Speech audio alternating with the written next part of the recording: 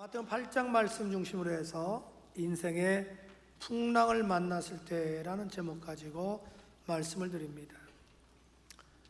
여러분, 대개 작가들이 인생을 표현할 때 인생은 고해와 같다 이런 표현을 많이 씁니다. 왜냐하면 바닷가에 가보시면 끊임없이 파도가 밀려왔다가 또 사라지지요. 그렇듯이 우리 인생 살다 보면 죽을 때까지 대속안에 끊임없이 문제들이 일어나고 문제가 해결되고 그렇습니다. 오늘 본문의 말씀은 예수님께서 반대편으로 건너가시기 위해서 제자들과 함께 배를 타셨습니다. 너무 피곤하신 거예요, 예수님이. 그래서 주무시는데 깊이 잠드셨어요. 이 배가 호수 가운데 왔을 때, 갈릴리 호수. 근데 오늘 성경은 바다라고 그랬잖아요. 갈릴리 호수가 제법 큽니다. 그래서 바다라고 했는데 실제 바다가 아니고 갈릴리 호수예요. 그 호수 가운데 왔을 때에 갑자기 바람이 막 불기 시작하는 거예요. 이 갈릴리 호수는 육지보다 아래 수면이 낮습니다. 많이 낮아요.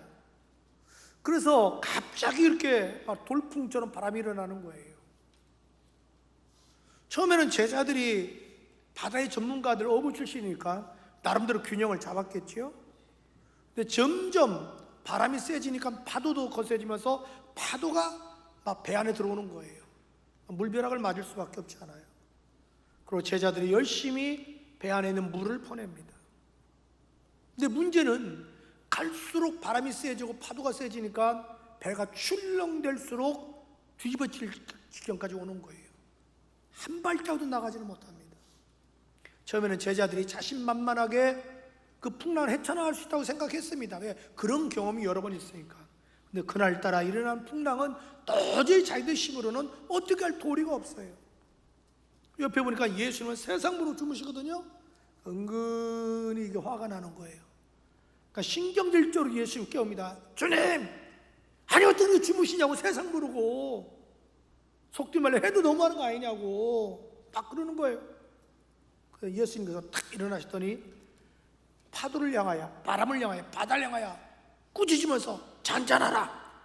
그 순간에 거짓말처럼 잔잔해지는 거예요. 할렐루야.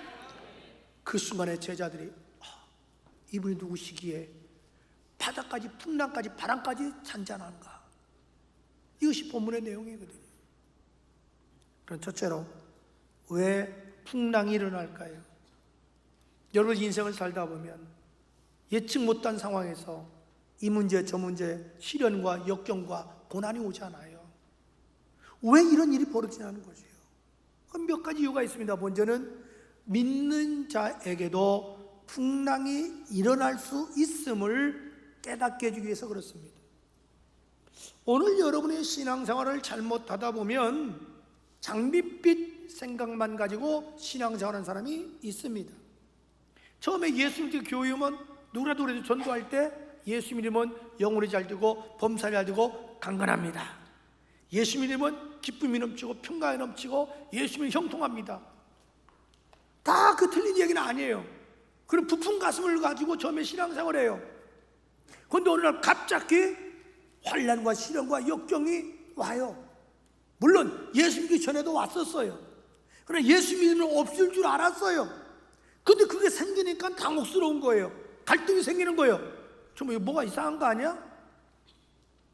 아니 예수 믿으면 불망이 없다는데 이게 무슨 얘기야? 이런 잘못된 생각을 가질 수가 있다 이 말이죠.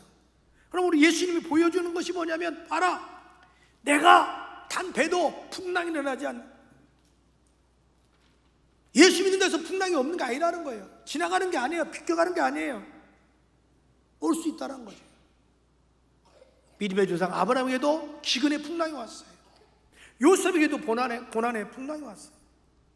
다니엘도 사자굴에 들어가는 풍랑이 왔어요. 다윗도 10여 년 동안 생사를 넘나드는 위기의 풍랑이 왔어요. 예레미야도 하나님 위해서 믿음으로 살다가 고난과 박해의 풍랑이 왔습니다. 중요한 게 하나 있어요. 믿는 사람과 안 믿는 사람 차이가 뭐냐면, 우리 믿는 사람이 오는 풍랑은 하나님 허락하에 이루어진다는 사실이에요. 그 다음에 감당할 수 있는 풍랑만 허락하여 주십니다. 고린도서 10장 13절에 사람이 감당할 시험 밖에는 너에게 다한 것이 없나니 하나님은 미쁘사 너희가 감당치 못할 시험당을 허락하지 않으시고 시험 당할 쯤에 또한 피할 길을 내사 너희를 능히 감당하게 하시니라. 여러분, 감당할 수 있는 시험만 주신다는 거예요. 왜 우리에게 풍랑이 일어날까요? 그럼 우리의 믿음을 성장시켜주기 위해서 풍랑이 일어납니다. 오늘 예수님이 탄 배에 풍랑이 일어난 이유는 의도가 있었습니다. 예수님은 우리 제자들의 믿음을 키워주기를 원했어요. 여러분, 믿음은 생명과 같습니다. 그래서 성장해야 됩니다. 반드시 자라야 돼요. 오늘 제자들 향하여 예수님이 그렇게 말합니다. 26절에 믿음이 작은 자들아. 역설적으로 말하면 믿음이 큰 자가 있다는 얘기죠. 성경은 예수님이 네 믿음이 크도다, 네 소원대로 될지어다. 할렐루야. 주님은 제자들의 믿음이 점점 자라서 큰 믿음의 소유자가 되기를 원했어요. 그래서 풍랑을 준 거예요. 왜? 처음에는 자신들이 자신만만했어요. 바다 출신이야, 어부 출신이야. 이 풍랑쯤은 해결할 줄 알았어. 그러나 너무 풍랑이 세니까 자기 힘으로 해결 안 되니까 그제서야 주님을 깨워요. 주님을 찾았다 이 말이죠. 사람이 평소에는 자기가 잘난 맛에 살아요. 그러나 고난과 시련과 역경당하면 내 힘으로 안 된다는 걸 알아요. 그때는 본능적으로 주님을 찾아요. 믿음을 자라게 해주는 거예요. 그 다음에 풍랑이 일어날 때 예수님의 말 한마디에 풍랑이 잔잔해지니까 저들이 예수님을 다시 보기 시작하는 거야. 아, 이분이 하나님의 아들이시구나. 하나님의 아들이라는 것은 어떻게 죽은 자를 살리겠습니까? 어떻게 오병이의 기적을 베푸겠어요? 어떻게 물이 변해 포도주 되겠어요? 어떻게 풍랑이 잔잔하겠습니까? 예수님이 끊임없이 기적을 베푼 이유는 다른 게 아니에요. 내가 하나님의 아들 메시아다, 그걸 보여주기 위한 거였어요. 지금 풍랑을 허락한 이유는 제자들의 믿음을 자라게 하기 위해서. 여러분, 우리 그리스도인은요 죽을 때까지 믿음이 자라야 됩니다. 할렐루야. 여러분이 한 계단 한 계단 올라가면 나중에 산 정상까지 가듯이 나는 끊임없이 믿음이 자라야 돼. 언제? 죽을 때까지. 천국에 갔을 때 내 믿음이 끝나는 거예요. 그래서 주님이 풍랑을 주시는 거지요. 왜 풍랑이 일어날까요? 그것은 불순종을 회개케 하기 위해서 풍랑을 허락하십니다. 하나님, 우리가 순종하기를 원해요. 근데 사람이 자꾸 자기 고집이 있어요. 자기 생각이 있어요. 자꾸만 자기 고집대로 자기 생각대로 하려고 해요. 그때 하나님이 그 고집을 꺾기 위해서, 불순종을 꺾기 위해서 고난과 풍랑 허락하는 거예요. 여러분, 요나 보세요. 하나님께서 요나야, 네? 너 니느웨 가서 좀 복음을 증거해. 저 사람 구원해야 되겠어. 자기 마음에 안 들어요. 왜? 날마다 기도했거든요. 니느웨 망하게 해달라고. 근데 우리 하나님이 살린다고 하니까 자기하고 안 맞아요. 내 뜻에 안 맞는다는 거야. 여러분, 신앙은 내 뜻 주자는 게 아니라 하나님 뜻에 순복하는 거예요. 아멘? 자기 뜻에 안 맞는다고 반대편 배 타고 도망가요. 그래서 풍랑을 만납니다. 그래서 바다에 던짐받아요. 물고기가 삼켜요. 그때 가슴을 찢으며 회개하고 돌아와요. 그리고 순종합니다. 바로 우리 불순종을 깨뜨리고 순종케 하기 위해서 때로 하나님 우리에게 징계로 고난을 주는 거죠. 왜 우리에게 또 풍랑이 일어날까요? 그건 죄를 그치고 거룩하게 살도록 만들기 위해서 풍랑을 허락해 줍니다. 자꾸만 죄를 져요. 하나님이 권면해도 안 들어요. 말해도 안 들어요. 드디어 하나님이 회초리를 대기 시작하는 거야. 그것이 풍랑이야. 왜? 그때는 죄를 그치고 돌아오거든요. 그래서 베드로전서 4장 1절 우리 화면 보고 다시 읽을까요? 시작. 육체의 고난을 받으셨으니 너희도 같은 마음으로 갑옷을 입으라. 이는 육체의 고난을 받는 자는 죄를 그쳤습니다. 여러분, 육체의 고난을 주는 이유가 죄를 그치기 위함이라는 거죠. 왜 우리에게 또 풍랑을 주실까요? 그건 더 큰 축복을 베풀어 주기 위함이다. 다시 말해서 여러분, 풍랑은, 고난은 지붕 위에 올라가는 사다리처럼 하나님의 축복을 경험할 수 있는 사다리가 된다 이 말이죠. 여러분, 요셉을 보세요. 하나님은 요셉을 향한 꿈과 비전이 있었어요. 그건 뭐냐면 가족 중에서 제일 성공시켜서 가족을 섬기도록, 더 나아가서 온 인류를 섬기도록 만들기 위한 꿈이 있었어요. 그래서 형제들에게 미움을 받아서 에집트의 보디발 장군 밑에 에집트의 바로 왕의 경호대장, 경호실장 그 집에 노예로 팔려가요. 기가 막히죠. 나름대로 믿음 생활하고 최선을 다했어요. 그 인정받아서 그 가정의 총무가 됐어요. 매일 기도는 뭐였겠어요? 나 빨리 여기서 해방돼서 내 부모 품에 들어가게 해달라고 기도하지 않았겠어요? 부잣집의 귀공자가 하루아침에 노예가 됐으니 인신매매단에 팔려가지고 얼마나 이게 억울하겠어요. 그래서 최선을 다해요. 그런데 이번에는 기가 막힌 일이 당해요. 보디발 아내가 유혹해요. 성처럼 그걸 뿌리쳤어요. 그들은 억울하게 누명을 씌워가지고 그걸 감옥에 보냅니다. 자, 웬만한 사람 같으면 참 기가 막힐 일이고 죽을 노릇이죠. 그러나 요셉은 20대였지만 신앙 하나는 분명했습니다. 그건 뭐냐면 하나님의 절대 주권을 믿었습니다. 하나님 뭘 믿었어요? 절대 주권이 뭐냐면 내 운명은 하나님 손안에 있다. 하나님이 내 생사화복을 주장하신다. 인생에 우연이 없다. 나는 모르지만 내 속에 일어난 일은 다 주님의 뜻과 섭리가 있다. 요셉은 어린 나이지만 그거 믿었어요. 두 번째 요셉의 신앙은 우리 하나님은 좋으신 하나님이시다. 내가 믿는 하나님은 좋으신 하나님이야. 날 이렇게 버릴 수가 없어. 이러지 않을 거야. 뭔가 내가 모르지만 지금은 나를 향한 뜻이 있을 거야. 그렇기 때문에 소망 가운데 인내해요. 그래서 불평하지 않고 원망하지 않고 감옥에서도 막 최선을 다해서 시중 들어요. 하나님이 그리는 이유가 있었어요. 거기에서 왕의 신하를 만나게 되고 왕의 신하의 꿈을 해몽함으로 그 사건 때문에 바로 왕의 꿈을 해몽하게 되는 거예요. 그 사건 때문에 드디어 약관 30의 나이 노예 출신 히브리 사람이 그 당시 전 세계를 지배하는 에집트의 2인자로 극적으로 총리를 맡게 됩니다. 여러분, 인생에 우연이 없어요. 하나님이 보디발이 누굽니까? 왕의 시위대장 올라오는 경호실장이에요. 수많은 정치인들이 돌아다니면서 거기는 요셉은 그 집에서 에집트 언어를 배우고 정치, 경제, 사회, 문화, 윤리를 배웠어요. 특별히 감옥에서 정치범 수용소에서 수많은 정치인들을 상대하면서 애굽의 정치, 문화, 환경을 다 익혔어요. 그렇기 때문에 나이 30에 에집트의 총리가 돼도 것들이 나라를 이끌어갈 수가 있었어요. 이미 정치인들 생리를 다 파악한 거예요. 에집트의 문화, 생리를 파악한 거예요. 하나님이 함께하는 데다가 그의 어떤 지혜, 실력, 능력이 남의 나라에서 무려 110세 죽을 때까지 80년 동안 총리를 지낼 수 있도록 만들어 주셨다 이 말이죠. 만약에 고난이 없었다면 요셉은 에집트의 총리가 될 수 없었습니다. 다윗도 마찬가지예요. 여러분, 다윗이 17세 어린 소년에 우연히 전쟁터 아빠 심부름 갔다가 적장이 골리앗이 이스라엘 백성을 놀리는데 이스라엘 백성이 도망다니는 모습을 보니까 화가 나는 거예요. 막 샤워로 나갔어요. 물맷돌을 던졌는데 이 물맷돌이 골리앗의 정수리를 딱 맞춰가지고 미사일이 돼가지고 정수리에 박혀가지고 쓰러져 죽는 거예요. 내가 볼 때는 다윗이 돈을 냈을 것 같아요. 그거 뭐 새총 가지고 새나 잡았지 사람 잡을 줄 생각했어요. 언감생심.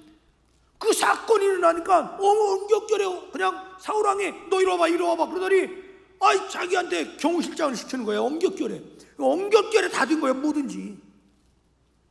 전쟁에서 돌아올 때 백성들이 양쪽에 다 되려고 속옷지고 줄면서 사울이 죽인 자는 천천히요 다윗이 죽인 자는 만만이다. 이것이 화가 됐어요. 사울왕의 마음이 불편해. 시기하는 마음, 질투하는 마음. 그 다음부터 사울이 다윗을 시기 질투해요. 나중에는 역적으로 몰아가요. 나이 20대인 절기왕성한 이 나이에 사선을 넘나들기를 10년 동안 하나님은 10년 동안 견딜 수 없는 그 시련과 역경을 통해서 그의 신앙과 인격과 삶을 다듬어가는 거예요. 한나라 왕이 될 수 있는 자질을 갖추게 만드는 거예요. 여러분, 산 꼭대기에 있는 날카로운 돌은 쓸 수가 없어요. 그 돌이 내려오면서 부딪히고 깨져서 물맷돌 됐을 때 쓸 수 있는 거예요. 하나님은 모난 사람 쓸 수 없어요. 그 모난 부분을 가다듬께서 환난과 신의 역경을 주는 거예요. 여러분, 큰 바위를 조각가 앞에 갖다 놓고 조각가에게 예수의 상을 좀 만들어 주세요 하고 예수님 사진을 딱 놓으면 조각가는 이미 큰 바위에서 예수님 형상을 딱 그리기 시작합니다. 그리고 필요 없는 부분을 다 잘라내요. 그럼 나중에 예수의 형상이 나오는 거야. 주님은 저와 여러분 쓰기를 원해요. 그러기 위해서는 필요 없는 부분을 잘라내는 것이 고난이야. 그게 시련이에요. 그게 역경인 거예요. 그때는 아파요. 왜 그런지 몰라요. 지나고 나 보면 그것이 축복이야. 여러분, 성경은 이렇게 말을 해요. 야고보서 1장 2절 4절 야고보서 1장 2절 이하에 내 형제들아 너희가 여러 가지 시험을 만나거든 온전히 기쁘게 여기라. 이는 너희의 믿음의 시련이 인내를 만드는 줄 알미라. 인내를 온전히 너희가 이루라. 이는 너희가 온전하고 구비하여 조금도 부족함이 없게 하려 함이다. 할렐루야. 왜 우리에게 풍랑이 일어날까요? 그것은 체험적인 신앙을 갖도록 하기 위해서 그렇습니다. 옛말에 여러분 백문이 불여일견이라고 그랬잖아요. 여러분이 몇 년 동안 열심히 신앙생활을 할 수 있어요. 반면에 아무 체험이 없을 수도 있죠. 반면에 어떤 사람은 예수 믿은 지 얼마 안 됐는데 놀라운 어떤 체험을 했어요. 뭐 기도응답의 체험이든 영적인 체험이든. 그러면 신앙의 레벨이 어떨까요? 관념적으로 믿는 사람하고 체험이 있는 사람하고 누가 신앙이 좋았겠냐 이 말이죠. 당연히 체험 있는 신앙이죠. 여러분 욥을 볼까요? 욥은요 하나님이 인정하는 의인이었습니다. 하나님이 인정하는 그는 의인이었어요. 근데 죄송하지만 어느 정도냐면 영적으로나 윤리 도덕적으로 흠이 없는 사람입니다. 그런데 한 번도 솔직히 욥은 하나님을 만난 경험은 없습니다. 그러다가 무서운 환난을 당합니다. 무서운 환난과 시련과 역경을 통해서 그는 하나님을 만나게 됩니다. 그는 풍랑을 당한 중에 이렇게 고백합니다. 욥기 23장 10절에 내가 가는 길을 오직 하나님이 아시나니 그가 나를 연단한 후에는 내가 정금같이 나오리라. 욥기 42장 5절은 너무나 중요한 얘기예요. 전에는 내가 주님에 대해서 귀로 만들었었다는 거예요. 지식적으로 알았다는 거예요. 그러나 이제는 뭐예요? 고난과 환난과 역경과 풍랑을 통해서 눈으로 보나이다. 즉 체험을 했다 이 말이죠. 하나님은 저와 여러분의 체험을 주기 위해서 풍랑을 주는 거예요. 왜 우리에게 풍랑이 일어날까요? 그래서 헛된 욕망을 버리고 주님만 의지케 하기 위해서 그렇습니다. 여러분 예수님께서 베스다 광야에서 오병의 기적을 일으키잖아요. 보리떡 5개 물고기 2마리로 남자 장정만 5,000명, 여자와 아이들 하면 수만 명을 배불리 먹여요. 마음껏 먹었어. 그럼 막 주머니 담아 보자기에 싸. 그러고도 12관계가 남는 거예요. 그러니까 막 군중들이 흥분한 거예요.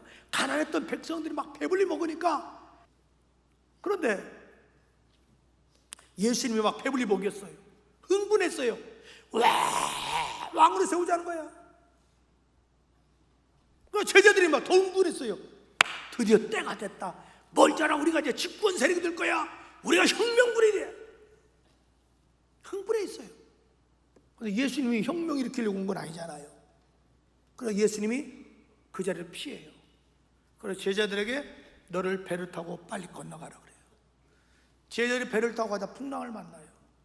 사경을 헤매게 돼요. 그리고 헛된 욕망을 버리게 되는 거예요. 왜? 당장 지금 죽는 자 사는 자 있는데 무슨 당장 죽는 자 사는 자 있는데 무슨 뭐 집권 세력이 어디 있고 장관하는 게 어디가 있어요? 그제서야 저들이 헛된 욕망을 버리고 예수님을 의지하게 되는 거예요. 여러분 종종 우리가 여기 살다 보면 헛된 욕망을 가질 때가 많아요. 그냥 누구 말 듣고 이거 하면 떼돈 번대, 이거 하면 돈 많이 준대. 헛된 욕망 때문에 막 빚어서 막 투자하고 막 집안 4톤에 8톤까지 막 다 끌어들여서 막 담보하게 만들어 놓고 헛된 욕망. 하나님 그걸 깨뜨리려고 보기 좋게 풍랑을 만들죠. 여러분, 예수 믿는 사람이요, 헛된 욕망 버리세요. 우리 성도들은 헛된 욕망 품지 마세요. 하나님 그거 깨뜨리려고 풍랑 주는 거예요. 둘째로, 어떻게 해야 우리가 풍랑을 극복할 수 있느냐? 주님께 부르짖어야 합니다. 뭐 하라고요? 부르짖어야 돼요. 자, 25절 다 같이 한번 읽어봅시다. 큰 소리로 시작.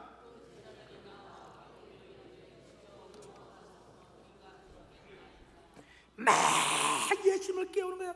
주님, 우리가 죽게 돼서 살려주세요. 여러분, 왜 풍랑이 일어난 줄 아세요? 우리 영적인 게으름에서 나태함에서 잠자리 돼서 일어나라고, 기도하라고 풍랑 주는 거예요. 야고보서 5장 13절에 너희 중에 고난 나는 자가 있느냐? 저는 기도할 것이요 즐거워하는 자가 있느냐? 찬양할지어다. 여러분, 10편 50편 15절에 화상모 다 같이 시작. 환난 날에 나를 부르라. 내가 너를 건지리니 내가 나를 영화롭게 하리라. 여러분, 기도는요, 풍랑을 잔잔케 하는 능력이 있습니다. 기도는 쓴물을 단물로 바꾸는 능력이 있습니다. 기도는 불가능한 것을 가능케 하는 능력이 있습니다. 그래서 마가복음 11장 24절 예수님이 말합니다. 내가 너에게 말한다. 무엇이든지 기도하고 구한 것은 받은 줄로 믿으라. 따랐다. 줄로 믿으라. 줄로 믿으라. 그러면 그대로 되리라. 어떻게 해야 이런 풍랑을 해결할 수 있을까요? 긍정적인 마인드를 가져야 됩니다. 긍정적인 사고, 긍정적인 마음을 가지라는 거예요. 여러분, 한번 생각해 보세요. 지금 배를 타고 갑니다. 예수님이 같이 있어요. 육신적으로 얘기하면 예수님 목수 출신이에요. 자기들은 어부 출신이에요. 그럼 바다에 빠지면 누가 살 수 있는 확률이 많아요? 제자들이 많죠. 자기는 어부 출신이고 수영하니까. 예수님은 목수 출신이라 수영 안 할 수도 있잖아요. 바닷가에서 안 자랐으니까. 그리고 예수님이 죽으면 같이 죽고 살면 같이 살지, 다 죽여놓고 예수님이 혼자 도망가겠어요? 왜 이렇게 믿음이 없어요? 왜 이렇게 방정떨어? 저들 마음에 부정적인 의식이 가득 찬 거야. 그러니까 지금 막 굉장히 불평, 불만, 화난 거야. 신경질이란 거야. 우리가 죽을 병 되는데 어찌 그렇게 곰탱이처럼 잠만 자요? 지금 이런 얘기예요. 지금 이 부정적인 마인드 있는 사람은요, 어떤 현상이 일어나면 거기에 매몰돼가지고 믿음을 잃어버립니다. 불평, 불만, 낙심, 근심, 걱정부터 해요. 부정적인 사람이 어떤 일만 있으면 무조건 해보기도 전에 안 돼요, 못 해요, 할 수 없어요, 이런 얘기만 합니다. 여러분, 풍랑이 문제가 아닙니다. 그 풍랑을 대처하는데 마인드가 문제입니다. 여러분, 긍정적인 마인드를 가진 사람은 풍랑이 일어나면 딱 정신 차립니다. 아, 주님이 기도 안 하시는구나. 그렇지, 기도해야지. 기도하면 주님이 도와주실 거야. 이런 마인드를 갖는다는 거죠. 그렇기 때문에 기도하면서 불평 원망 대신에 감사합니다. 주님, 합력하여 소원을 이루어 주실 줄로 믿고 감사합니다. 그 소망 가운데 인내해요. 묵묵히 때를 기다릴 줄 안다, 이 말이죠. 여러분, 자동차도 앞으로 기아를 넣으면 앞으로 가고 뒤로 하면 뒤로 가는 거예요. 여러분, 마음 자세가 굉장히 중요해요. 그래서 잠언 4장 23절에 무릇 지킬 만보다 네 마음을 지키라, 생명의 근원이 여기서 나온다, 그런 거예요. 저는 여러분이 긍정적인 마인드 갖기를 축복합니다. 로마서 5장 3, 4절에 다만 이뿐만 아니라 우리가 환난 날에도 즐거워하나니 환난은 인내를, 인내는 연단을, 연단을 소망을 난 줄 압니다. 이렇게 얘기해요. 야고보서 5장 11절 말씀에 보라, 인내하는 자들을 우리가 복되다 하나니 너희가 누구 인내를 들었고 욥의 인내를 뭐예요? 들었고 주께 주신 결말을 보았거니와 주는 가장 자비하시고 뭐예요? 어떤 분이에요? 긍휼히 여기신 분이시다. 빌립보서 4장 67절 모두 염려하지 말고 다만 모든 일에 기도와 간구로 너희 구할 것을 감사함으로 하나님께 하리라. 그리야 모든 지각에 뛰어 하나님의 평강이 그리고 예수 안에서 마음과 생각을 지켜주시리라. 로마서 8장 18절에 우리가 알거니와 하나님을 사랑한 자 그 뜻대로 부르심을 입은 자들에게는 모든 것이 합력하여 선을 이뤄내라. 할렐루야. 여러분, 우리는 지혜로운 사람이 되어야 됩니다. 독수리 한번 여러분 잘 보세요. 독수리는 최대한으로 바람을 이용합니다. 바람 따라 막 상공을 올라갑니다. 바람 따라 막 하강합니다. 여러분, 연을 잘 보세요. 여름 바람 불 때 연은 높이 올라갑니다. 여러분, 풍랑이 문제가 아니라 풍랑을 대처하는 우리의 모습이 문제입니다. 여러분, 풍랑 모자랄 때 불평 원망 낙심하지 말고 기도하시고 하나님이 나와 함께하기 때문에 풍랑 대신 하나님이 축복 줄 거야, 이런 마인드를 갖고 나가시기를 축복합니다. 풍랑을 통해서 오히려 여러분 영적으로 깨어있고 주님 앞에 가까이 나오시고, 풍랑을 통해서 여러 가지 경험도 하시고, 풍랑을 통해서 청량할 수 있는 주님의 사랑과 은혜를 경험하시고 하나님께 영광 돌리시고, 풍랑을 통해서 오히려 전화위복이 되기를 주의 이름으로 축복합니다.